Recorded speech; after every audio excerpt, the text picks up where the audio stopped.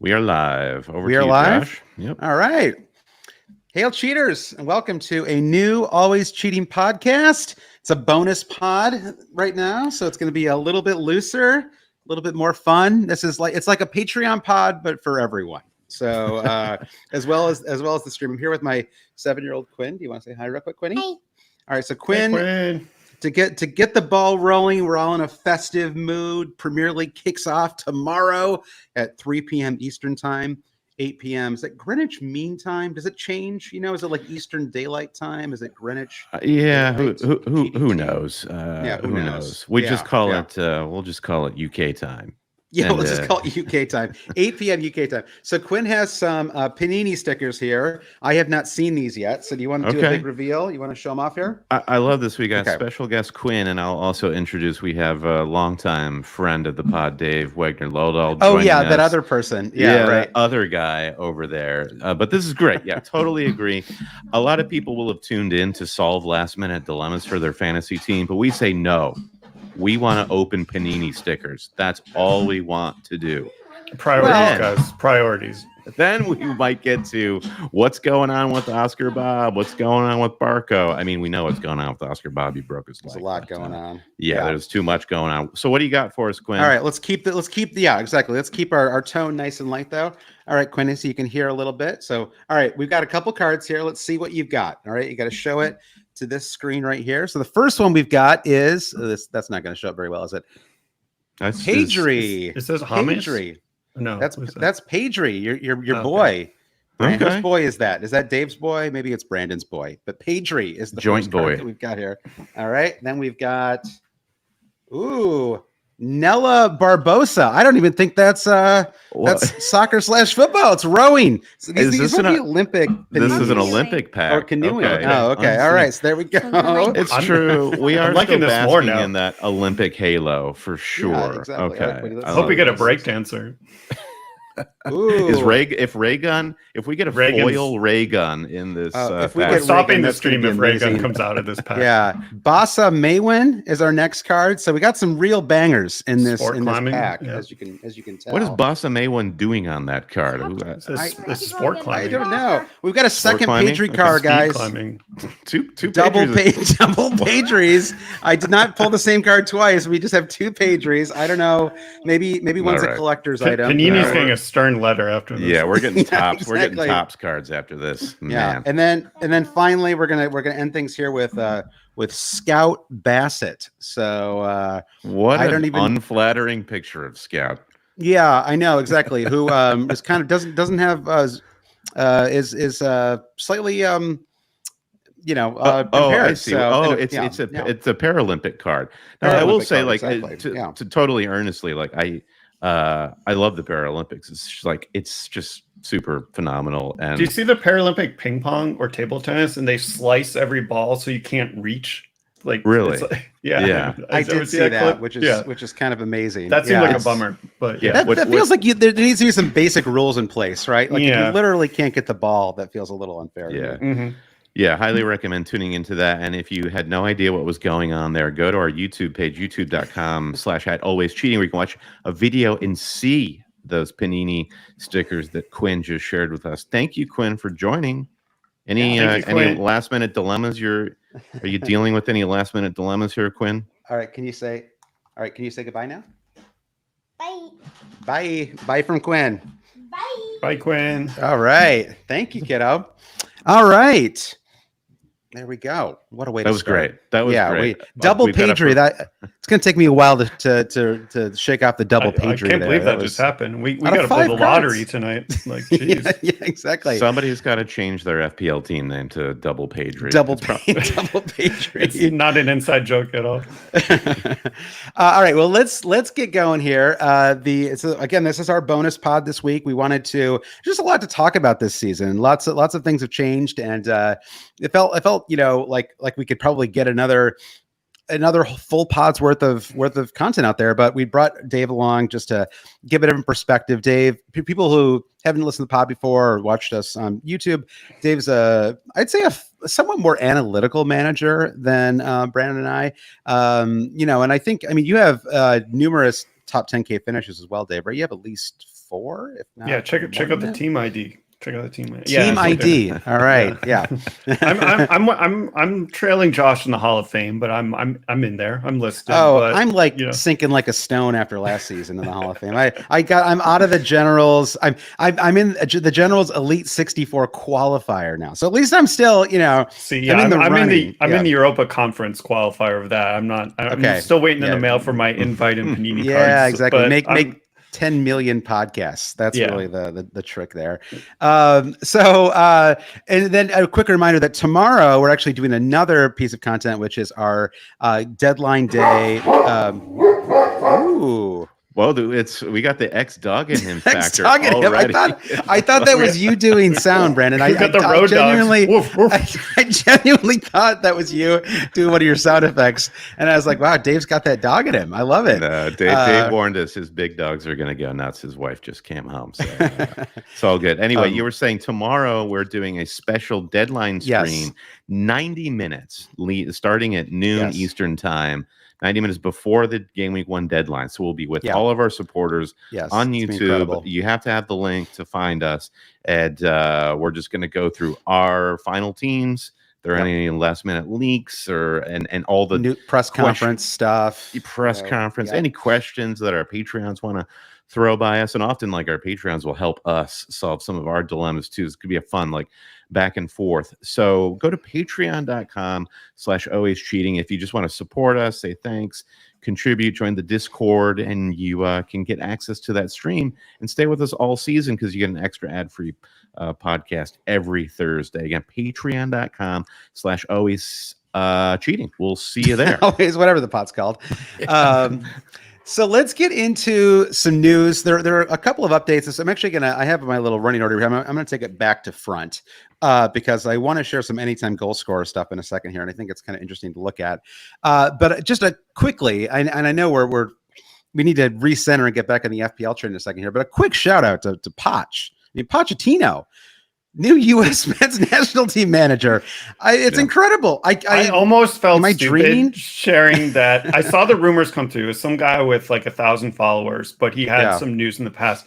And I was like, I saw something else too. I was like, I almost felt stupid. I shared it with Brandon in a group chat we're on. I'm like, eyeballs, like, is this real? And then like an hour or two later, it started picking up steam. I'm like, I still can't believe it's real. And I mean, obviously it's exciting and to be determined, like our teams, we just don't have the talent, so I don't really know what difference it's going to make. I feel like cool. You're and you're kind of bearing the lead here too, which is what is this group chat that you're on with Brandon that I'm not on? What's going on there? It's the Pochettino fanboys group chat. Yeah, obviously. I guess so. Yeah.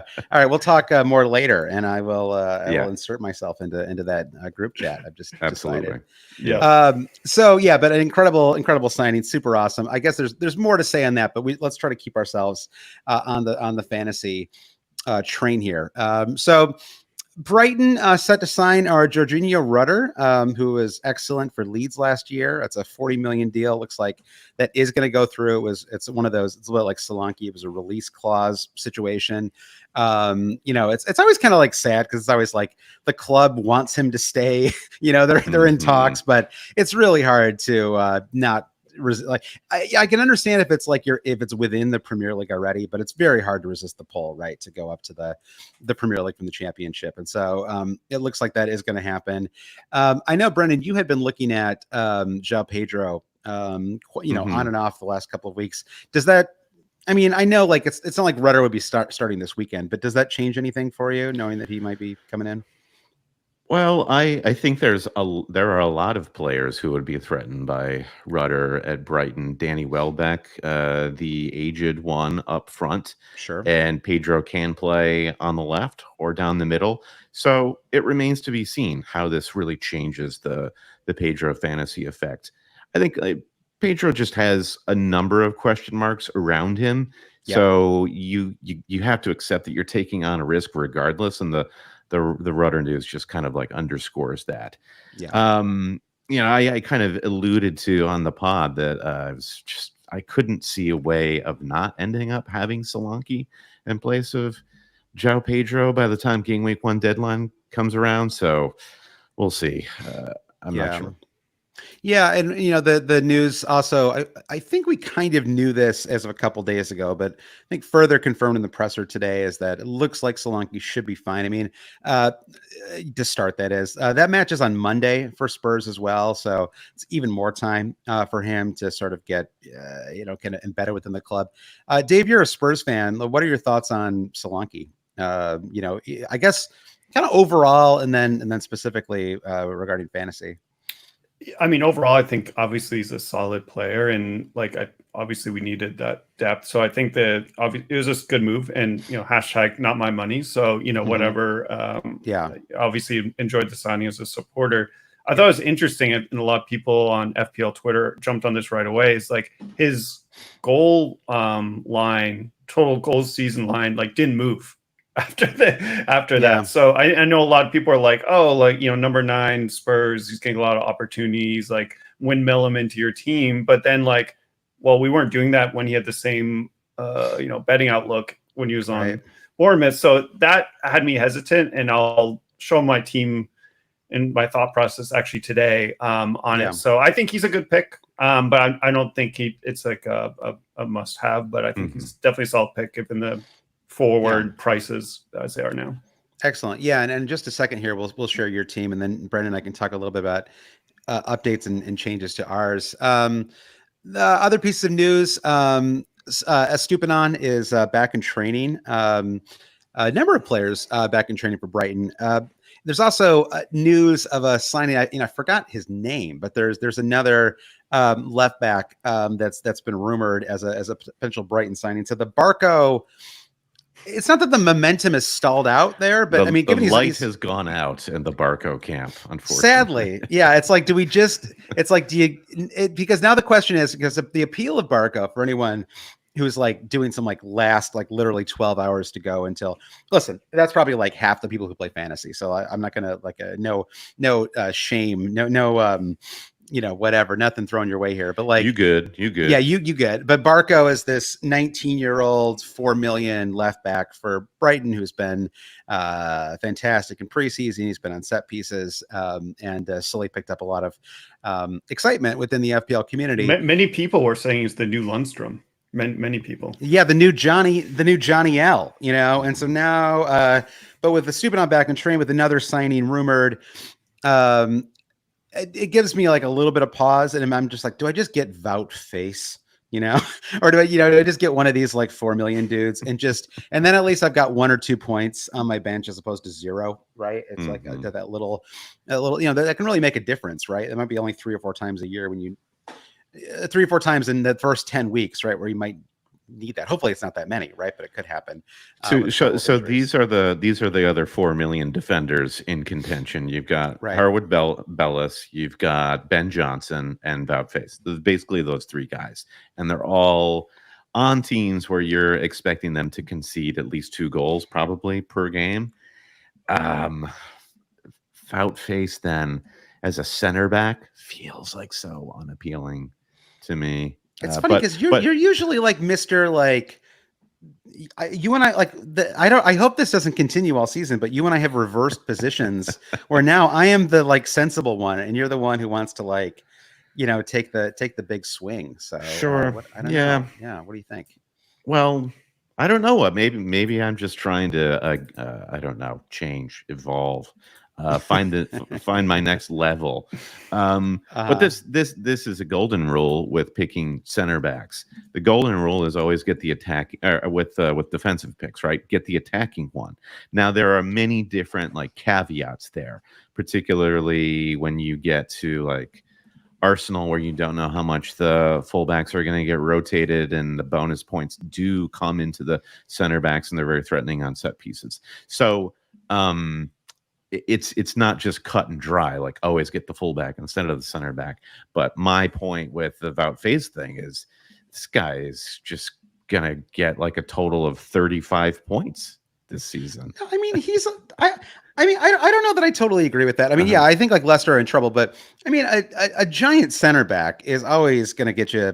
He's always going to be they're worth a couple goals, right? Sure. Just because like their big meaty foreheads, the ball is going to hit it even if they're not necessarily not even looking at the ball, right? But just like it's like literally like just the physics of just being in the box all the time, right? And like physics and math or whatever. So I don't know, Dave, what do you think like about I don't know if you have any 4 million options. I don't mean to keep teasing your team reveal here, but just like your team aside, what do you think about the 4 million players? You know, who are you considering? Yeah, I'm still holding strong on Barco. I'm Barco pilled. You know, I'm pilled. Yeah, you're not going to move me off. Yeah, diamond hands on Barco. I mean, in the model phase is similar to Harvard Bellis and slightly below Barco. It's just, you know, they're just chop and change people that are, you know, you're gonna look back at this team in a month or two and be like, why did we start with any of these fools? Totally. So it doesn't matter. Yeah, that's true. It's like this is the kind of stuff that you, especially like with you know, whatever it is, we've got 18 hours or something until the 17 hours until the deadline tomorrow. This is the kind of stuff that you have to like really manage your time carefully, right? It's like, yeah, could you spend 45 minutes going to several different sites and weighing these 4 million defenders? Yes. Is that really the best, you know, or do you want to be like really drilled down on like captain picks and 7 million midfielders or whatever, right? The like, stuff that matters. Well, people don't know. We're like the guys staying in the corner of the party. People don't know that 2 months ago we thought we could have 3.40 rotating defenders and all the players get in, but now it's just a normal season again. So So one thing I was taking a look at, and I haven't quite figured out how to represent this graphically yet. So I've just kind of mocked this up. And so this will not be like super dynamic. This is just like an early warning here to both of you. But does that mean I can put some conditional formatting on it in real time? Or yeah, no, this is you know 10 minutes of work here. But I did want to take a look. One thing I was increasingly doing last season was looking at anytime goal scorer odds when I was on the fence about certain picks. Now, obviously, when you're looking at assets for your FPL team, you should not, you know, just be looking 1 week ahead, right? But I think it can be a little instructive, especially if you are trying to debate between a couple of different captain picks, right? And just look at some of the anytime goal scorers. There are also some markets for to score or assist, but those markets tend to get populated a little bit later. And Brandon, Dave, as you can see here, I filled it in where I could, right? And we sort of don't have anything for a number of matches, including anything on Sunday yet. So data lag. I get it. Yeah, a little bit of a data lag here, but I think but I do have anytime goal scorers, and I just pull these from DraftKings, right? You could pull them from anywhere really, and you know, to do it the smartest way, you'd want to look at across several books, you know, and pick your best odds. But I think FanDuel is a little better for the US folks. I'd recommend FanDuel for this. I think, but yeah. Yes. Well, that's one of the reasons I picked DraftKings is because I think they're a little sharper on anytime goal scorers. It's probably a little more accurate.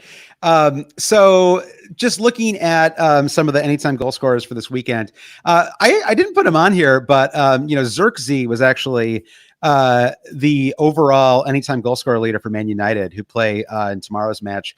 The reason I don't have him on here is because Ten Hag came out in the press conference today and basically said, you know, he's getting closer. We don't think he's ready to start. And when anytime goal scorer stuff gets calculated, it always assumes that the player will start the match, right? So they're not doing any kind of like deeper analysis here. It's not like, oh, you know, they think, you know, so-and-so is going to come on 30 minutes into the match, and that's why their percentage is lower. The percentage is always based on the player starting the match. I think that's a useful thing to keep in mind when you're looking at these. And so Xerxes' number is at like, you know, like even money effectively to score tomorrow. But that again, that assumes he starts the match, right? And so, sorry, I don't mean to get too bogged down. We're with you, Josh. Details. Okay, fair enough. I guess it wasn't that complicated, really. So I do think it's sort of interesting to go through some of these. I think, you know, one thing I noticed right off the bat was that Haaland just nicks.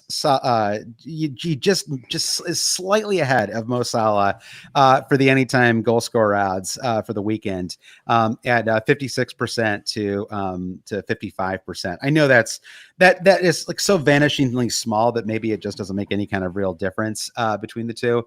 I suspect when you throw in the to score or assist for Haaland, which isn't available yet, it'll be roughly the same as well. Are you, Dave? I know you said when we were talking before the pod that you were really on the fence still about captaincy. Are you leaning towards a particular pick at the moment? I'm in crisis, Josh. I'm Okay. I've had the same team locked for a month, and just today, Wow.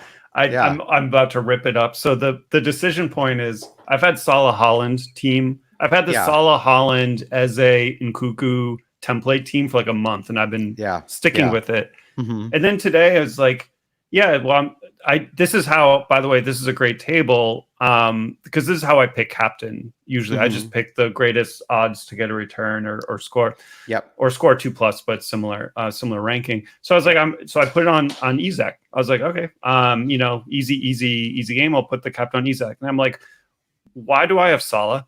Yeah. If I'm not going to captain him. Yeah. So then, so that's today. I'm just walking my dog. I'm like, I got to get Salah out because if I don't captain him, it's stupid. So I'm either going to captain Salah or he's not going to be on my team tomorrow. So that's my, it's a little, just a little choice to make. I mean, I don't have Salah. I haven't really wavered too much on that. If anything, the fact that he's only 67% to score or assist tomorrow actually makes me feel slightly better. I thought those odds might be even higher. 67%. I mean, obviously those are strong odds, but when you compare them to the odds that we're going to see for some very similar, like for example, he and Isak are on exactly the same odds. This is if you're an American style book, they're both minus 200 to score or assist tomorrow. And so, Saka's in the same ballpark too. So it's just like and you save a couple mil. So you save a couple mil. Exactly. It's a little easier to move to Palmer, I suppose, or it's a little easier to invest your money and keep some in the bank and move to Palmer if you decide to go that route. I have to admit, I haven't really been looking at Saka too much, kind of at all. And I don't really know why. And I wonder if it's sort of the same thing as you, Dave, where I sort of got an idea of the kind of team that I wanted. Ben and I have been doing all of these pods for the last month, right? And he sort of early on settled into I'm going to have Salah, and I sort of early in settled into I'm not going to have Salah. And once you sort of once you start to spread the money around on Salah, it's kind of hard to even get back, like to even get a player in that kind of 10 million range. It's sort of like you start to doubt whether you want to spread that money around. And I almost spit take because I saw your team you had to reveal and you had double Spurs, and I was just and I had 0 at the time. I was just like, what? And then I had 0 Arsenal. I'm just like, wait, am I too emotionally hedging here? I'm like, so right, as a Spurs fan. Yeah. I know, and especially because you can get, I think I said on last Sunday's pod that Saka was 10.5. He's actually 10 million. So he's literally the exact same price. What a blunder by you, Josh. Well, it did get called out a couple of times. So but it is important, right? In the sense that they're literally the same. Saka and Son are exactly the same price, right? And even if you were just going, and again, this is why it's kind of useful to look at these bookies odds, right? And it's like whether you're a gambling fan or not, basically there's incredible modelers, right, who put these things together, and it's super useful just to know what those people think about the odds of a player scoring or assisting this weekend, right? Whether or not you actually plan to place a bet yourself, right? It's just it's one more data point, and there's all freely available stuff, right? You can just, literally you can just Google anytime goal scorer Premier League, no matter what country you're in, right? And you can pull this stuff up in about 2 seconds. Or you read Chris Tan's article on Fantasy Football Hub. Absolutely. What a great pod. What a great plug. He has these as well. Yeah. Dave, did you know that you can go to fantasyfootballhub.co.uk/always to get 50% off any membership tier for the whole season? And we love Fantasy Football Hub, so I'm great that you organically worked that in. That's right. Yeah, exactly. And join before tomorrow, and you can win your mini league or get your money back. We're going to turn this into a full read right now. Let's do it. Yeah, win your mini league or get your money back. Also, if you are really desperate and freaking out tomorrow, join Fantasy Football Hub. Get your team rated by AI. Get another. Again, I'm talking about anytime goal scorer odds, bookies odds as a data point. That's exactly what an AI rating for your team is, right? It's another perspective. It's another way to look at your team, except in this case, it's specifically focused around your own team and your own decisions. Right. So there's a link right here in the show description. It's fantasyfootballhub.co.uk/always. As a listener of this pod, you get 50% off a membership at any tier for the whole season. So Dave, just on the Son versus Saka thing, Son is actually slightly higher, like slightly more favored to score over Saka on the weekend, which I suspect will mean that his score assist number will be a little bit higher as well when we have that. So even if I'm just a little on the fence. I mean, I agree. I don't know if double Spurs is really the smartest move. It does give me a little pause, right? Even if you put aside all of the kind of like European rest stuff with Saka and we're not even really talking about Palmer, right? I think we're all still a little worried about how fresh he's going to be, for this first match on Sunday. Although I have little doubt that he starts, right? Given that they're playing Man City at home. Do you guys think that Palmer's going to start? The freshness thing for Saka, I think, is a completely different conversation. Saka started virtually every match for England in the Euros because he starts every match in which he is on a team, and that's like the Alexis Sanchez effect, the cumulative effect that Saka is going to be up against, whereas Cole Palmer didn't start any matches for England. He had some important cameos. He was training, he was traveling, he didn't get a vacation until very close to the start of the season. But still, that guy is well positioned, I think, to continue. Most importantly, Saka fails the eye test because every time he comes off limping every single game. So this is Brandon's. This is why Brandon, I think, is so sick of him, because it's like he just can't handle him. It's just terrible eye test, but he still returns. I mean, between Son and Saka, you can flip a coin. Arguably depends on the time horizon, because like Son has a better game week 3, but then, or actually Saka has a better, I think, short term, but then sort of medium term, longer term, Son's fine. So I think they're both very good picks. Yeah, I think they're. Oh, sorry, I think I just I unmuted myself after I coughed. Beautiful. Excellent. Well done. Yeah, thank you. I mean, looking at the first 2 fixtures, Spurs have Leicester away, Everton at home. Arsenal have Wolves at home, Villa away. So I give Arsenal the slight edge for game week 1. I'd give Spurs the clear edge, though, for game week 2, right? I mean, Everton are a strong team defensively, but I just think first home match of the season for Spurs versus away to Villa, where Villa have just been, terrific the last couple of seasons. Right. So that's, so it's sort of like, even from like whether you're looking at it from a bookies odds perspective or a pure like kind of fixtures play, I do think that Son is maybe slightly ahead. The only question for me is whether the double up with Son and Solanke is excessive, and I just don't know. I mean, the question to me is how, when we think about putting together our starting 11s, right, in fantasy, like, is correlation a good thing or a bad thing, right? Like when in like NFL fantasy, correlation is great, right? You want to have a quarterback and a wide receiver like sort of paired together, right? You kind of own those points. It's a little different in Premier League fantasy because you can collectively all own the same players, but like in theory, there should be no reason why it's a problem, right, to have Solanke and Son together. Like it's like, I don't know if it's even a more conservative strategy to kind of spread them around, unless you think that, one team this weekend or next weekend is just not going to show up at all, right? Or they have like an especially terrible fixture, away to Man City or something like that.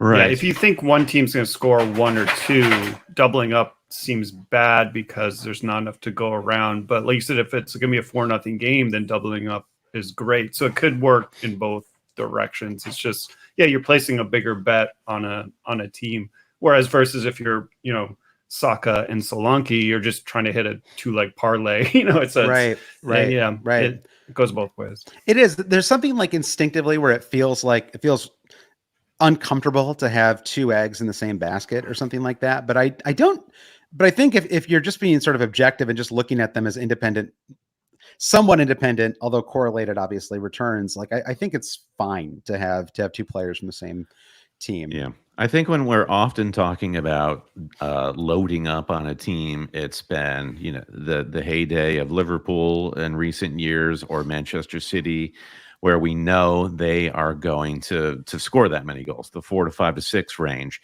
And Spurs, they started that last season so strong, and a lot of people ended up with Maddison and Son as 2 midfielders, and it reaped benefits from it until it kind of like all fell off of a cliff. Yeah. So, but point is, I don't know if what you're experiencing with Spurs is like an inherent bias of we haven't quite graduated Postecoglou's Spurs to that like Liverpool, Man City in the fantasy realm level. Yeah, it's like defensively for sure, right? But I honestly wonder if because they're kind of a chaotic team, it like that influences me more, right? But I don't think like. But Son was a terrific fantasy asset effectively all of last season, right? Madison, sadly, I don't think any player, including several like backup goalkeepers, have been talked about less than James Madison going into the season. I think his ownership is negative 27%. Like I don't know anybody. People are actively trying to get him removed from the FPL site. He's been red flagged, even though he's he's been treated like he moved to Turkey like or something. Bad team name or something like that. Yeah, reported. Exactly. All right, well, what's next, Josh? Yeah, I'm going to stop sharing my screen here, and I want to move on because Dave, we've teased your team a little bit. I want to take a look at it, and I think it'll be really instructive because I think your perspective is a little different than me and Brandon's, and so I think it'll be useful for people to hear about and sort of walk through. And I think some of the questions that you're talking about, right, in terms of what you want to do with captaincy and some of your final transfers, are probably echo what a lot of people feel. So let's hear it. Tell us about your team. Yeah, I appreciate taking over this because I'm really seriously kind of freaking. I'm more ready for NFL fantasy in 3 weeks than I am for FPL tomorrow. So this is the template team. Yep. I was pretty early on, like a month ago, and then it turned into the template du jour like a week or two ago, and now it's no longer cool. But basically, Haaland, Salah, no Trent, no Arsenal. Moon is third forward. Eze sticking strong too. So then I'm thinking, if I'm captaining Isak, why do I have Salah? Because I'll never captain him. And then also just sort of like, I have pretty strong bench, but overall I like the team. I like the upside of Nkunku following this game week. I like to win. So overall I was kind of heading, I like, if you know me, how my play style too, I like to have the premiums because then you can spread the cash when you want to transfer, so you can get anyone with one transfer. So I like that optionality. Yeah. And I think that's an advantage. Well, let's tackle the Salah question first then, right? So let's say that you, just putting aside his like expected returns for a second. I mean, I'm not putting aside, but just like whether he's like just objectively worth owning, regardless of whether you captain him. Like looking ahead to the first, I don't know, 5 or 6 fixtures of the season, can you identify like a specific game week where you would definitely captain him over Isak or Haaland? No. Yeah, that's my problem too. I mean, because he has an amazing fixture like Brentford at home in game week 2, but it's not as good as Haaland's, right? I mean, Haaland has Ipswich at home in game week 2. I'm trying to find like one game fixture. Week 5, Arsenal at home. That's a home game. So maybe then, and Liverpool play Bournemouth at home. Yeah. So, but it's like, but again, it's that's like also in a month, 5 weeks away, exactly after an international break. So and even in game week 5, who does Isak? Newcastle play Fulham away, so not a great fixture. I'd probably just captain Haaland in that case. Yeah. So, I mean, Brandon, what do you think about all this as somebody who's planning, as far as I know, to stick with Salah? Sure. Yeah, I will have Haaland, Isak, and Salah. And I just view it as not necessarily a detriment, but a benefit. You have these players because you expect consistency. Obviously, the downside is you lose the cash to spend on other players. But then the conversation has to be not how we are against Salah, but who are you bringing in place of him that is somehow going to enrich your team more than having a guy who could hat trick, honestly, against any opponent. Salah could. And it's not like a loss to have an uncaptained Salah. You still get his points. I understand the rationale of if you're not captaining him, it's a waste, but I just don't really see it that way. So Brandon, you're paying a premium for the consistency. So that was my thinking for about a month. Let me pitch this to you. Go on. Salah, Muniz, and Cuckoo to Saka, Solanke, Jota. So Salah, Muniz, and Cuckoo to Saka, Solanke, Jota. So Saka is basically similar odds than Salah. They score similarly. You upgrade Muniz to Solanke, who has more upside. And then Nkuku to Jota, who has more upside game week 1. And then whatever, move him whenever you want. I don't like Jota, but game week 1, he's a good play. So sure. That I had that, it sort of flashed in my head. I'm like, this seems like so obvious. Like if someone posts on Twitter A or B, I'd be like B. Like, you know, so I'm like, why am I not playing it? So that's it. The way you pose the question is it's like in a vacuum with these 3 players, but you've got 11 players that are going to be on the field. There is another way. Like there is a way to have an Isak Holland solid team that you're fine with. And I agree with the example that you just set, but that's, you know, there are 8 other players that you haven't even mentioned in that. Well, I want to talk about Dave's team more, but I am curious, Brandon, since we potted on Sunday, have you made any changes or adjustments to your team as somebody who has the Isak, Salah, Holland trio? I haven't made any adjustments. It's, you know, age-old excuse. It's been wild out there in the the work inbox. But I do have to contend with the Oscar Bobb injury, and then right. So then I think for me, if you're going with all of these premiums as discussed, you're really in the muck with the cheap guys. Do you have Trent? No, I don't have Trent. Okay, that's fine then. Yes. So like Trent is kind of a different version of that argument of I don't know, why are you paying like getting the most expensive defender if you're not captaining him? I don't know. Does that logic apply? A little bit. Because you're like, well, I'm going to play him versus a midfielder. Like people talk about that. Right. Like, I'm like, I guess I'd rather have a midfielder, but that's interesting. Yeah. I suppose in theory you have 2 ways to score, but I don't really trust, like, did Liverpool like suddenly get better defensively? Like, yeah. I mean, I know they're not like I've never had like Trent. He's not a bad pick, but I've never had him either for that reason. Yeah, same. You've never had him this preseason. You've had him in your FPL career, though, Dave. I think so. What about, okay, this is like maybe like just humor me on this one, because I have never really been on the Munoz train. And I think just because there's some part of me that's like, I just don't want to spend $5 million on a Crystal Palace defender. Like, I don't think they're quite strong enough defensively to make it worth it. Are his kind of like, is this potential for attacking returns so strong that I should be reconsidering? Yeah, this? That's what I'm looking at. And my whole strategy with tinkering this off season is spend as little in defense as like possible without it being just completely a train wreck. I've actually spent a little more than even I've wanted to. As I was thinking, like I could drop him to a 4 or 5, or you know, even I recently did Guardiola Porro because Porro's a little better upside. So I'm getting the Spurs in. So I might disagree on that upside question, but he is 0.5 million cheaper. So there's that's true. I mean, I know based on the fixtures, I guess. And if I know people are saying if Rodri doesn't play, the defense might be a little leaky. So I don't know.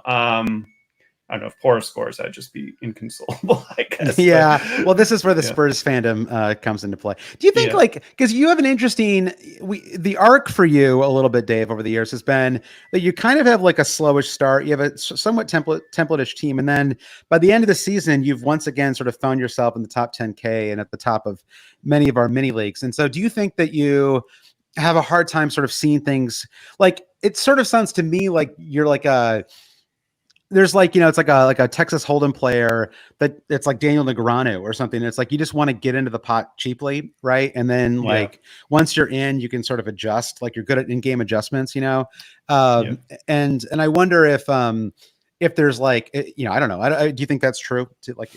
No, I think overall, no, you were cooking there. I think my lost my confidence halfway through. Yeah. No, you were cooking. I was like, where's this going? I think you're right, because I'm good at I'm grinding it out. I just always try to make a good, solid EV move. Also, try to work with like eye tests and gut feel a little bit too. But always just, make every deadline, make every move, don't panic. So yeah, I feel like in season I'm pretty good. You're right. There's been a couple of years. Well, goes back to sort of the philosophy of when do you attack, like the first game week, the first 3 game weeks, the first 6 game weeks. Because, Josh, you and I have gone back and forth on wild card where it's a good thing to save, but also it makes you get the most value by doing it early. Right. And like you said, for the goal scoring odds, I'm really have my head in a pretzel on like how much to attack this game week. Like bank the points or like plan ahead, because I do like to plan ahead, but that's how I feel about someone like Luis Diaz or Jota. Maybe, it's like that if because I'm in this similar boat where I don't plan to have Salah, and so I mean they do have an excellent early run of fixtures, right? And so it would be nice to sort of be in on that. I don't think it's like a FOMO thing as much as I expect there to be goals in those matches, right? I just don't expect there to be so many goals that's worth it to me to kind of reorganize my team to have Salah, right? But I do think that there's a chance that the goals could be kind of spread around a little bit. I actually wonder if I'm kind of being a little silly, like having Diaz over Jota. Like if we think that Jota is going to be starting out of position, it's only my risk of him getting injured that's stopping me from having him, right? Like otherwise, why would I not just have him? You're minority reporting Diogo Jota, and I don't like that. Well, that's true. I am, but it is based on the fact that this guy goes. I mean, how many days, like in his life, has it gone with? No, I mean, there's like 12, 13. Well, you gotta be careful too. The people doing the research now just started because all the people are like, Jota's per 90. He's like most elite thing ever. It's like, well, yeah, but look at all the models have his X minutes at like 59 because that's how much. Yeah. But even given that, he's going to score. So it's like, yeah, that's true. He's not going to play. He's not going to play 90 almost ever, right? Whereas Diaz is, but again, like in general, a good rule of thumb is when you have an opportunity to take a midfielder who's playing out of position as a forward, that is the right approach to take, right? They're just going to get more goal scoring chances. Mm-hmm. And I don't think any of us feel like Darwin is suddenly going to start converting his chances so well that he's going to kind of beat Jota out of that starting spot, right? I mean, you wouldn't think so. And then there's the matter of Gakpo too, which seems like the more minutes he plays, whether it's for the Netherlands or Liverpool, it's just like set him a little off the striker maybe, and that's a better position for him. So then I agree, it leaves Jota as the best option for Slot as we start the season at number 9. Yeah. Okay, good. I think I actually think that is a change that I'm going to be making tonight. I'm glad we talked this through. Now, what about Eze? Because I have had Eze. It's actually been a joke because Brandon, what was the joke that you were not going to have João Pedro at the start of the season and I wasn't going to have Eze, right? Correct, and so now here we are 17 hours away and I'm starting to get cold feet on Eze a little bit. He is like an algorithm's favorite, right? Like you can't shake a stick at a fantasy algorithm without seeing Eze near the top of it, right? He does a lot of things really well, but this is a team that seems to be in a little bit of transition, including with Eze himself, possibly, right? This idea that Man City may activate, a buyout clause. That was one of my favorite moments on Twitter, Josh, when someone's like, "What are you going to do if Eze gets moved?" You go, I don't know, transfer him. I didn't know what to say. That was actually our friend Mikey, producer Mikey, and actually, when I realized it was producer Mikey, I went back and did a second tweet to follow up. But I mean, it's like. First of all, I actually was thinking about these exit clauses, whatever the opt-out clauses they put in these contracts. And at first I was like, why would clubs do this? Like why would they allow these things to be in their contract? And then I realized they must love it, right? Because you have this opt-out clause. It allows the other club to buy you, or buy your top player, which secretly, because these are all money-making jackals, they love, right? Like bank an incredible amount of profit on these players, but they get to pretend that there was nothing they could do, right? The out clause was activated. There's nothing they could do, right? And so it's like they just kind of throw their hands up. It's not our fault, guys. That we lost Solanke a week before the season, so I don't know. This is my little conspiracy. Yeah. It's funny what you were saying though about Crystal Palace. It's not funny, but let's talk about it a little bit more. I said it in a funny way. I did. Kind of a jokey, sort of a ha-ha, wink, wink sort of a way. Cheerful. Yeah. because if you talk to a Palace fan, they're just like, you're a moron. We're going to finish in the top 6 or have the ability to do that. Right. Things clearly were working with Glasner at the end of last season. But then, the skepticism comes in to be like... by the way, I like that Dave shared his full screen so we can just see him moving around between every tab. It's a live stream. We're loose, right? We're going to compare some players. Absolutely. Dave can, every episode that Dave comes on, he can share a new secret bookmark that he has. But I think the skepticism starts to creep in to be like, okay, you had the bounce from Glasner coming in, and how much of the end of that season was the bounce and the vigor that he brought to the club. And, Munoz was one of those players where Glasner was clearly just energizing that team to say, like, go attack and do your thing. So Elise leaves. There's rumors swirling around Eze. Every center back at the club has been rumored to leave, on top of like the summer can deflate whatever that bounce might have been. So now it really does come down to how good are these players and how good really is Glasner. And that's when you get the cold feet about investing really early in Palace. Is Palace a team where, hopefully the Palace fans will be right and they'll be great, and then we can just get the players as opposed to feeling compelled to have a bunch of Palace players to start the season? Yeah, I mean, I think in general, I feel like I'm a little overexposed on new manager players, right? I mean, I think this, the Liverpool is kind of the same boat, right? We don't quite know some of the tendencies with Brighton, right? You can look at it. I mean, how many clubs have a new manager going into the season? I mean, I guess I'm not even counting the promoted clubs, right? But it's a handful, right? West Ham, of course, as well. So I think there is a lot of uncertainty in terms of we all know that managers have favorites, right? And then sort of players that they either like really trust or that they just don't, or they don't trust, right? And they sort of like they're going to get 50. I can't think of I have a couple like vague ideas of who these players are, but I feel like there are those like 55-minute players, right? Where the manager's like, this is all you're going to get, man, because I just don't trust you. It's like you're not delivering today. Well, Dave's really bringing the heat on the hub today. He's sharing on screen a historical data comparison between Fabrizio Eze and Diogo Jota. And it's interesting to look at their key fantasy stats, where Eze is far superior to Jota on like big chances created and the like. Dave, you're gonna have to blow this up a little bit so I can read this. And by the way, is the data that you're sharing, is it just for last season, Dave, or is this like? Yeah, this is full season last year. Yeah. Okay. And so so as a superior on shots, actually, so that just goes to the efficiency of Jota, taking fewer shots but converting so many of them. Just expected FPL points as a superior, where Jota wins out shots in the box and touches in the box. He's just very around the Liverpool attack, whereas Eze is more of the quarterback of the team. Like your unemployed friend. He's just always around, always available.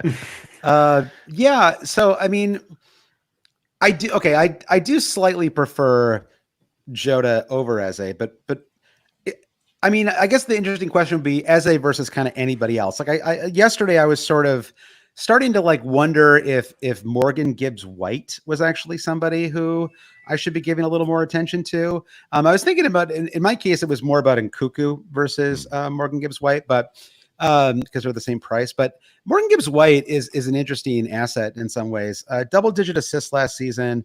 And, it's almost like he's a little too expensive. And because of that, it sort of throws me off a little bit. But I don't know. I mean, for Morgan Gibbs-White, I actually think in some ways it's the reason I'm interested in it to play is just because I think they might actually have the best opening 3 fixtures of any team to start the season. That Nkuku visualization is hilarious, Dave. So, okay, Forest, great opening fixtures, but that implies that Forest can have great fixtures. If you follow what I'm saying there, I do, but I mean, again, like we're talking about a player who got 12 assists last. I mean, like, he's delivered like from a fantasy point of view. We just don't think, there's no Forest just in general. It's like we sort of, I mean, Chris Wood does get some attention. Brennan, you and I have like barely talked about Chris Wood at all. Are we sleeping on him a little bit as like if Solanke is a little bit of a kind of, wait and see. We feel like there's something good here, but we don't quite know. Is there a logic in just starting with Chris Wood, who, again, just to read off the fixtures here, it's Bournemouth at home to start the season, right? A Bournemouth club that's not going to be kind of reeling after losing their kind of talismanic forward. In game week 2, they play Southampton away, right? Who are, honestly like a bit of a mess, and a promoted club at that too. And then in game week 3, they have Wolves at home. So it's a pretty strong start to the season. And if you just looked at Wood as just a kind of short-term buy, right? Because after game week 3, we have our first international break of the season. It's a chance to reset a little bit. I don't know. Maybe we're sleeping on Wood a little bit. I guess in the content creation world, you've got to make a bold stance or else it's very uninteresting. So yeah, you might be right, but my bold stance is no, thank you. No, ma'am. Yeah. What do you think, Dave?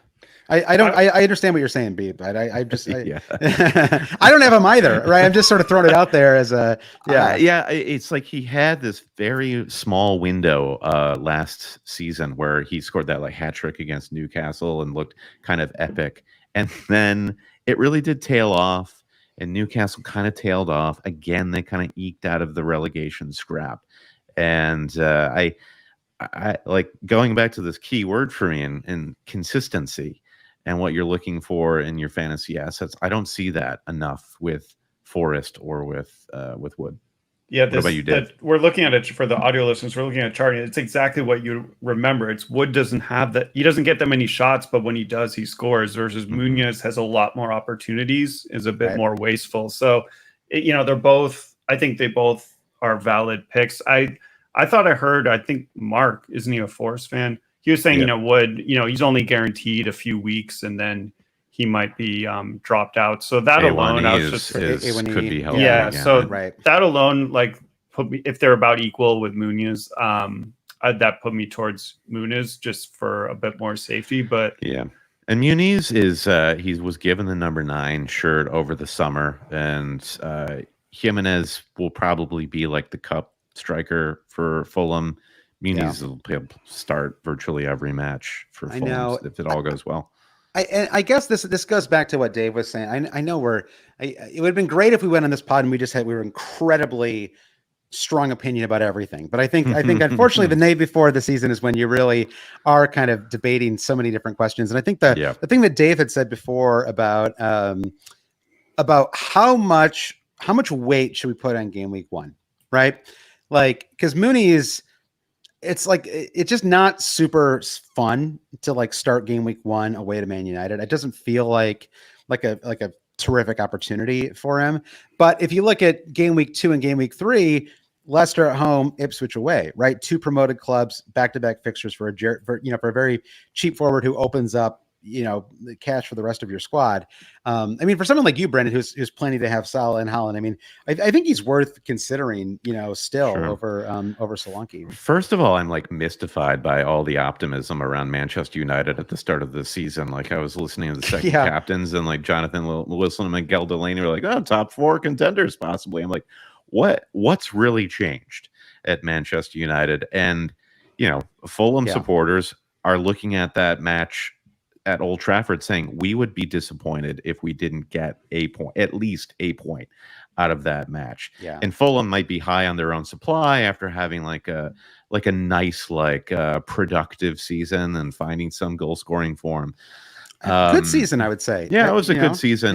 But the João Palhinha thing sort of like looms, but it just sort of puts more pressure on Fulham to be an even more attacking club than they were last summer. So I just feel like there are goals. I think Muniz. This is why I'm on Smith Rowe right now, because I think there will be goals with Fulham, and it's going to be so much fun to have an attacking player. And it just seems to balance in the way I see my fantasy team, balance more to have one of these cheap Fulham guys than taking a flyer on Garnacho or Bruno for that matter. Garnacho has good data, but he might not even start. I don't know. United seem to be doing good business. They seem to be acting rational. I think that's maybe people are out over their skis a little bit, but Yeah. The bookies like them to score a bunch against your team. So yeah, I'm a little surprised that the odds for Muniz to score tomorrow are I guess that maybe they're what you'd expect. He's at they're actually it's lower. I was looking because I've been doing Muniz versus Rogers start or sit all day too. Right. That was right. I guess fun one. Yeah, that's an interesting question. So Muniz is at 36.4%. To score tomorrow, so a little better than 1 in 3, which isn't terrible. Maybe if you throw in an assist possibility, it gets closer to 40 to 50%. On the Rodgers thing, I just got this inkling about West Ham with Lopetegui coming in and talk about good business. I feel like West Ham's done pretty good business over the summer, and Villa will be working, Ollie Watkins back into the squad. What are they going to look like right out of the gates away at, you and I, Josh, we went to the London Stadium, those fans baying for blood at all times. It was one of the more intense. Well, it was very interesting to go to West Ham and then go right from West Ham to Crystal Palace 48 hours later, right? Yeah. There's some real matches there. Although honestly, we had some intensity there. Remember, there was that Everton supporter who snuck into the bit of a bonehead, that guy. It was intense. What a blunder. So it was a blunder. Yeah. This is my thing with Rodgers, where I'm kind of I like Rodgers as a pick. Generally, anyone could be my Bobb replacement, but I would bench it. I just feel like it would be fine to bench him against West Ham. I think it feels like a 1-1 draw or something to me right now. But this is another head scratcher I had. If I'm not playing Rodgers, why don't I just save 0.5? Yeah, you will have then your concern is well, how long is Rodgers going to be viable? And the theory would be maybe not that long. So instead, I like what you said. Sorry, I cut you off again, but you did say, you made a good point in the last pod though, of you had a 5.0 almost all last year, and it's fine. It's not a huge deal. Yeah. It's not it is fine. That was like Thomas Suchek, where you just knew he was going to play every game, and that was his promise to your fantasy team. I just have a hard time downgrading to a Harry Winks or the where you just feel like you're not going to get any productivity out of them. So how much more do I have to spend above 4.5 to get some promise of productivity? Yeah. All right. Well, Dave, what other questions, if you want to pull up your team one last time here, I'm curious if you have any final questions. Then we'll wrap things up with a couple of questions that we got from some listeners. I think my only other question was, this is not helping me, by the way. I'm still I don't know which way I'm going to go on Salah, but I'll make that a deadline decision. But the other one I had was just Konsa versus Anthony Robinson. This was for Brandon as the Fulham. So Jedi versus Konsa. So I know, Josh, you've been banging the Konsa drum a bit. He's good, decent attacking, but I've heard some Villa people online saying our defense is garbage. Don't go near us to start. How can that be true? I don't know. I mean, what radical changes have happened that would make them garbage though? Same manager, same keeper. I mean, I don't know. Well, let's assume. Yeah. Let's assume, because we've seen the clean sheet odds go down across the board. People are not expecting clean sheets a lot to start the year. So who's more attacking? Is it Konsa or Robinson? Do I have to pull up the hub again? Through that? No. You don't need to, because Konsa is primarily playing as a center back, and Robinson is a left back. There is a theory that Konsa gets moved out to the right, where Matty Cash would play, and Konsa's done that for Villa and for England before. I just don't know how long is that a season-long plan that Emery would have? How mobile is Konsa really? To do that for the entire season. So if you think that Konsa eventually moves into the center, or just is a center back pairing, then it's Robinson all day. And I think the appeal, Dave, of Robinson is that he just gets better and better and better every season. He was Fulham's player of the season last year, and his link up with Emile Smith-Rowe seems very promising. Josh, if you pull up the hub, they're pretty similar charts. Interesting.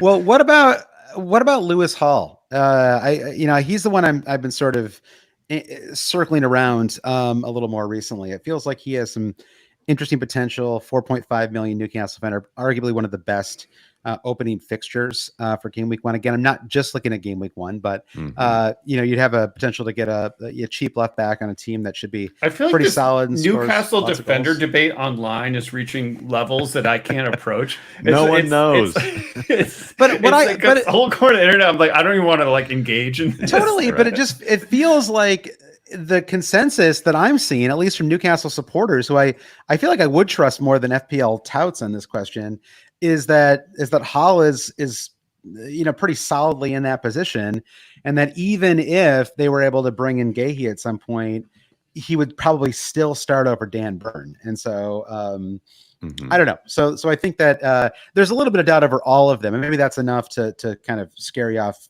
every asset. But I don't know. I think there's some potential there. Yeah, there is potential in Hall. Like there are a lot of fans of Lewis Hall. I've personally never seen it, and he's just not nailed ever in his young career, nailed down a starting spot. I guess that's always the pursuit when he was at Chelsea and now at Newcastle, but he's yet to do it. So you're kind of just betting on him actually landing a starting role for the first time in his career. He's 19 years old. Sure. You're making it sound like he's like a 27-year-old veteran who's kicked around for 10 years. Yeah. But it's just, I'm not sure that's what you want. I guess is what I'm saying. Yeah, it is a little messy. I do agree with that. Although it seems like it's an interesting punt. His ownership is so low too. He's around 5% owned, which does make him. What's your appetite, Josh, for a game week 3 wild card? So I get this kind of plays into it because there's this constant debate of will they, won't they start? Barco's minutes are in jeopardy. Lewis Hall, I don't know what's going on with the Newcastle defense. And you've got to free yourself up to take some risks with the understanding that this will all be solved. If it becomes a problem, you just play the wild card. Are you okay doing that?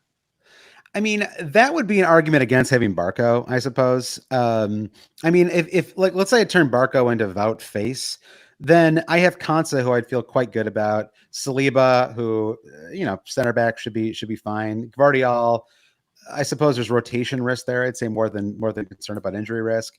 So I don't know. I mean, you're right that it's a good thing to think about, like whether I'm sort of okay with. But that's always true. I don't know. I mean, like I've had seasons where I felt great for 10 weeks and wild carded. I've had seasons where I got 1 week in and I've wild carded too. I don't necessarily.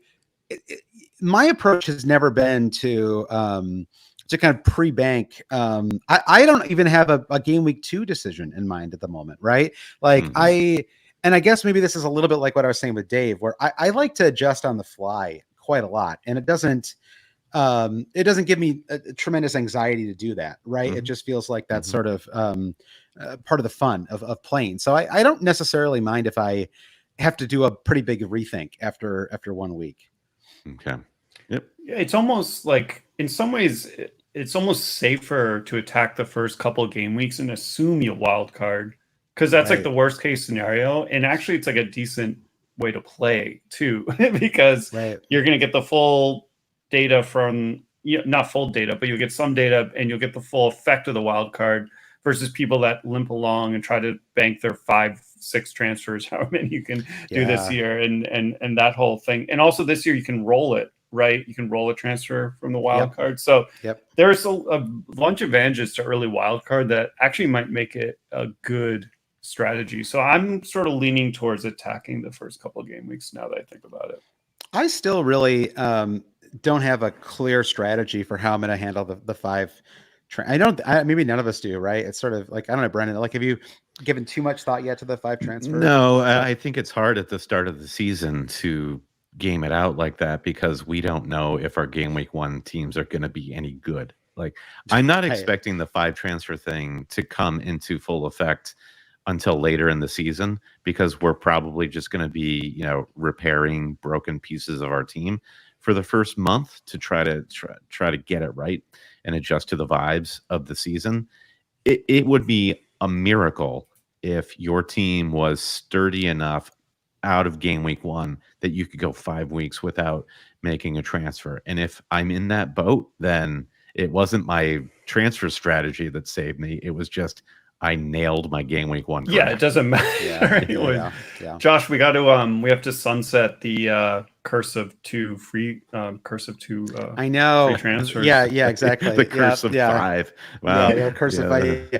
It's amazing they carry over. It's actually it's a great touch. I mean, we've been very open with our praise of the adjustments they've made to the game. All right, let's do a couple quick questions and then we'll sign off here. Okay, guys. Yes.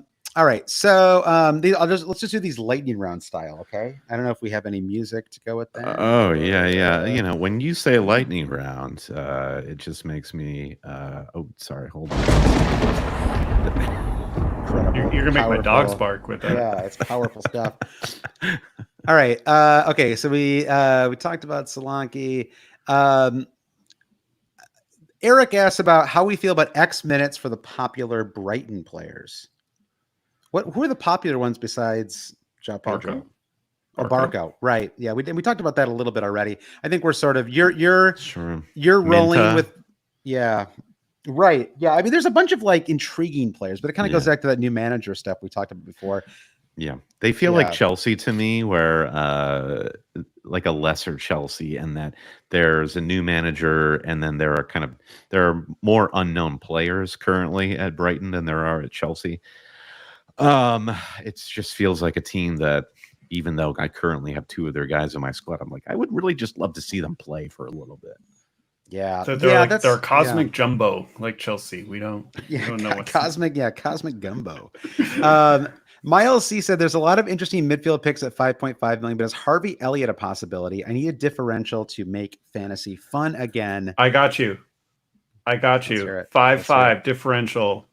It's everyone's favorite differential. I'm not being totally original here, but Brereton on Southampton.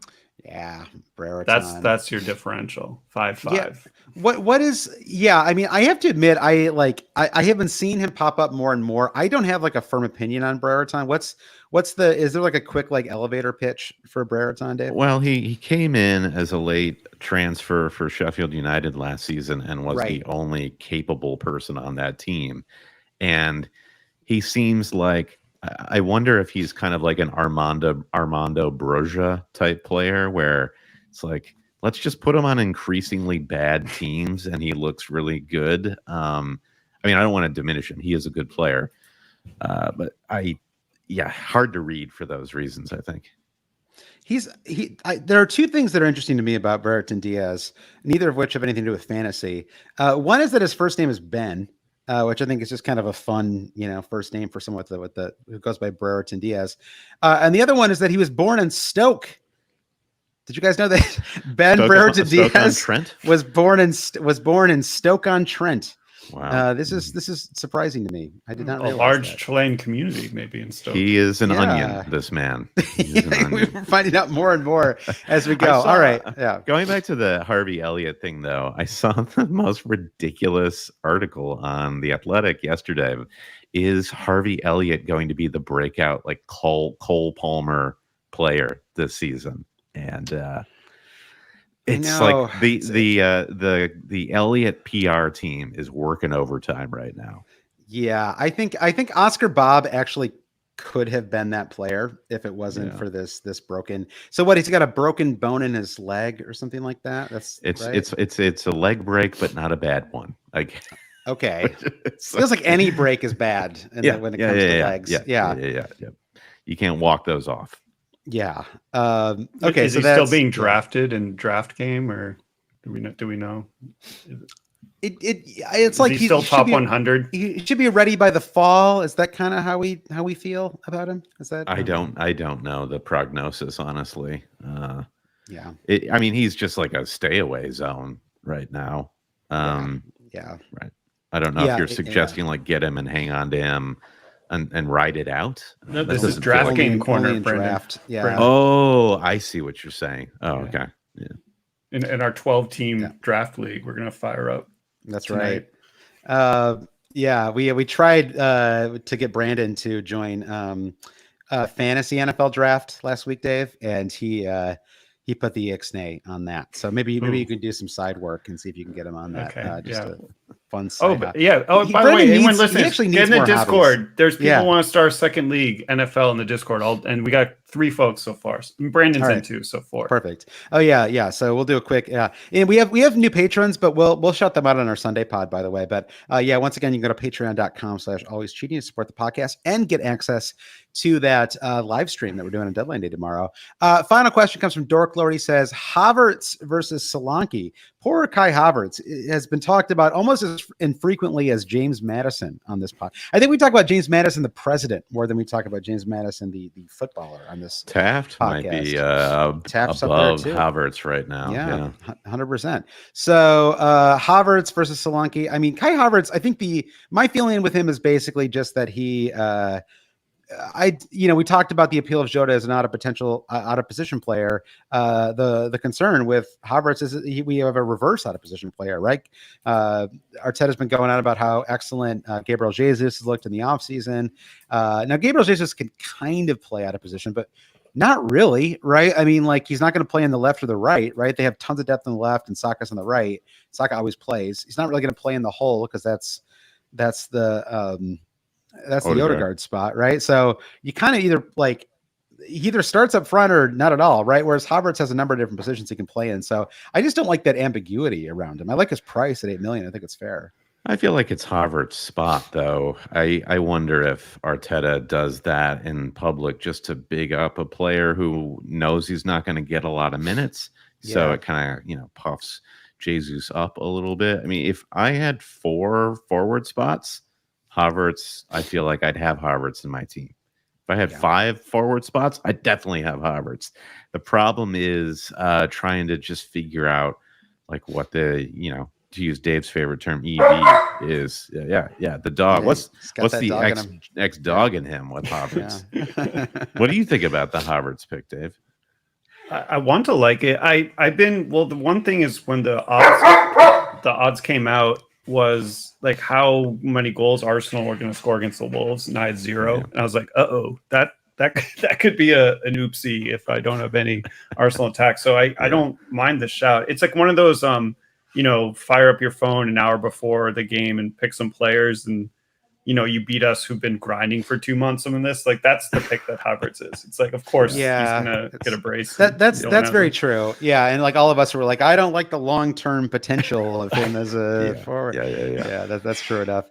All right, let's end it there. Thanks everyone for listening. Again, we'll have deadline day pods for our Patreon supporters. If you even if you don't want to listen to the stream, but you want to support the podcast, you can go to patreon.com/alwayscheating. And you can also join Hub. You go to fantasyfootballhub.co.uk/always to get a discount up to 50% off your season membership. Brendan, do you want to thank our producer patrons? Big thanks, as always, to producer Mike DePietro, Trevor Ingerson, Dave Weigner-Lodahl. Dave, thanks for being on the pod today. Our buddy Dave. Chris Howell, Andy Penn, Nick Wright, Lazarus Yanos, Jesse Halstead, Bruce Kerr, Brian Chin, Bobbas Kuhn, Rom Frost, Blair Jacobson, Todd Byerly, Andy Portlock, Dan Parsons, Terrence O'Donnell, Kerry Swanson, Jefferson Turner, Easy Does It, Francis Moore, Sam Shower, Craig Jackson. I'm really struggling on this one. Caleb Robbie, Brian Clark, Thomas Tislov, Frode Jacobson, The Saint, Gareth H., Shalin F. Kadakia, Rishi Nigam, Noah and Louise, Travis Grant, Linus Vennerstrom, Matthew Skinner, Ben Coombs, Eric Kite, Rune Sandberg, James Murraywood, James C., James Holland, and Jack. Rate, review, subscribe wherever you get your podcast. Follow us on Twitter @HailCheaters, wherever you get your social media. And that website is alwayscheating.com. Go to alwayscheating.com so you can just click right at the top of the screen to auto join the Always Cheating Super League. That's our free league open to all of our listeners, and the winner gets whatever they want from our online shop. And another shout out to our friends at fantasyfootballhub.co.uk/always for 50% off any tier for the whole season. That link is in the show notes. All right. Thanks everyone for listening. And we'll see some of you tomorrow. Otherwise, have a excellent game week 1. Best of luck to everybody. And we'll talk to you soon. We'll be back on Sunday as well with Main Feed Pod. Bye.